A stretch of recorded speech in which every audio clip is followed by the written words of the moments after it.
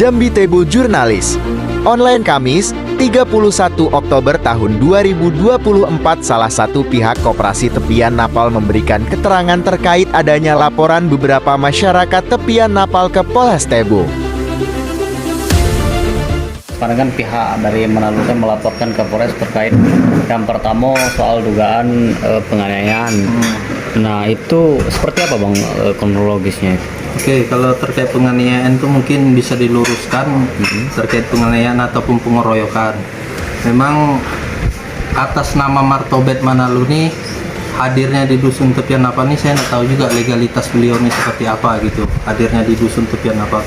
Tapi yang jelas saya koordinasi dengan pemerintah desa maupun pemerintah dusun setempat, beliau ini tidak pernah melapor terkait izin tinggalnya ataupun apa di dalam itu. Namun pada saat peresmian koperasi saya tanpa undangan tanpa apa dia hadir pada saat itu di koperasi yang saya dirikan gitu, ada peresmian pasar pada saat itu. Namun beliau ini tidak tahu saya maksud dan tujuannya, ada warga yang menyampaikan kepada perangkat dusun, dia kadang ngaku jadi pengacara, kadang ngaku sebagai media gitu. Itu terkait ya. Itu apa namanya diduga kan kemarin dia dilakukan penganiayaan ya kan. Nah apakah memang ada upaya dari pihak kita melakukan penganiayaan atau seperti apa? Nah, yang jelas dari penganiayaan itu tidak benar. Yang benar pada saat itu adalah pengarakan. Karena dari lembaga adat Kilis ataupun dari dusun sudah berapa kali menyurati Martobet Manado ini terkait legalitasnya tinggal di dalam itu. Nah, kalau saya pribadi tidak ada masalah dengan Martobet Manado.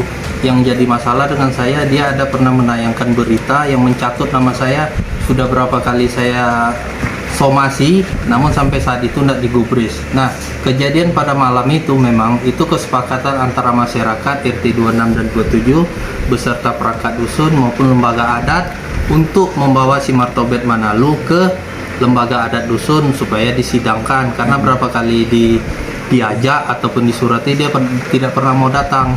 Gitu. Nah terkait legalitas ini kan Manado ini kan mempertanyakan soal legalitas ya. Dia bilang bahwa pihak abang tidak bisa menunjukkan bahwa legalitas dari akta koperasi. Nah seperti apa? Nah kalau terkait dengan legalitas kita tidak mungkin, kita sebagai mohon kata kita juga orang hukum gitu, kita mendirikan suatu badan hukum ataupun suatu koperasi kalau tidak ada legalitas kan tidak mungkin.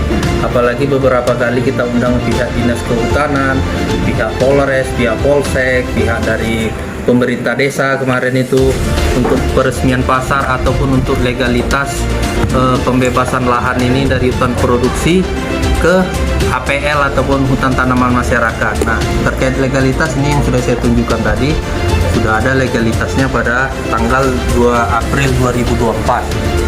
Nih, dari Kemenkumham legalitasnya. Berarti abang membantah ya bahwa tidak benar, memang ada ini apa namanya akta pendiri koperasi itu. Ya, memang ada akta pendirian. Nah, namun perlu saya sampaikan di sini, yang buat kekacauan sekarang di dalam inilah Martobet Manado ini. Karena apa? Beberapa warga diprovokasi oleh beliau ini supaya tidak melakukan pengukuran apa segala macam.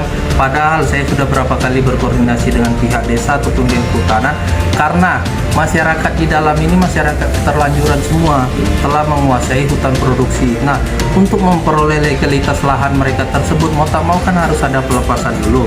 Masyarakat di dalam ini pada komplain kenapa bantuan pemerintah tidak pernah masuk ke dalam.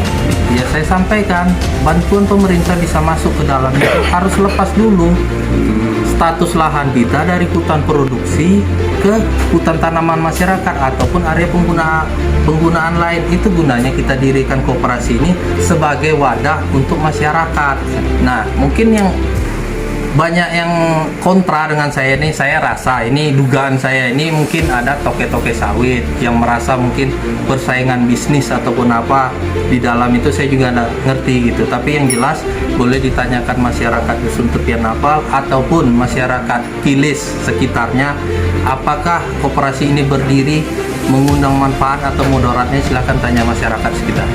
Satu lagi yang perlu kami pertanyakan Bang, mengenai tujuan daripada koperasi, didirikannya koperasi ini, apakah sebatas hanya untuk melegalkan tanah-tanah yang terlanjur masyarakat kuasai dari HP, atau masih banyak program tujuan daripada didirikannya koperasi ini? Oke, sesuai dengan KLBI yang kami dirikan ini, tujuan koperasi itu sangat banyak, tapi prioritas utamanya adalah untuk pembebasan lahan dari kawasan hutan produksi ke APL ataupun hutan tanah masyarakat. Namun sekarang kan ada program pemerintah swasembada pangan itu. Kita banyak mau program-program ke depannya, namun tujuannya pasti untuk mensejahterakan masyarakat sekitar. Karena apa?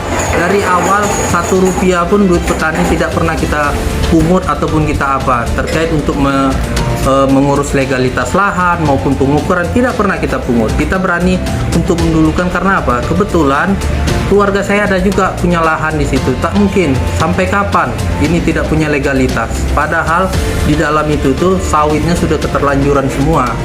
Sudah rata-rata pada E-grade. Makanya kita adakan koperasi ini hanya untuk sebagai wadah petani itu. Karena kalau perorangan mengurus legalitas ini pasti nggak akan bisa. Harus ada wadahnya. Itulah kami bentuk koperasi ini. Oke, terima kasih.